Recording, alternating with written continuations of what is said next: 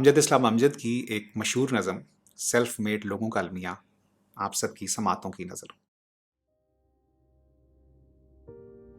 रोशनी मिजाजों का क्या अजब मुकद्दर है, जिंदगी के रास्ते में बिछने वाले कांटों को राह से हटाने में, एक एक तिनके से आशियां बनाने में, खुशबुएं पकड़ने में, गुलिस्तां सजाने में उम्र काट देते हैं।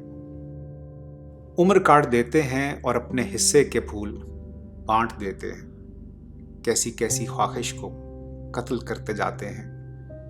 दरगुजर के गुलशन में अबर बन के रहते हैं। सबर के समंदर में कश्तियां चलाते हैं। ये नहीं कि उनको इस रोज़ो शब की काहिश का कुछ सला नहीं मिलता। मरने वाली आंसों का मुंह बहा नहीं मिलता। जिंदगी के दामन में जिस कदर भी खुशियां हैं, सभी हाथ आती हैं, सभी मिल भी जाती हैं, वक्त पर नहीं मिलती, वक्त पर नहीं आती।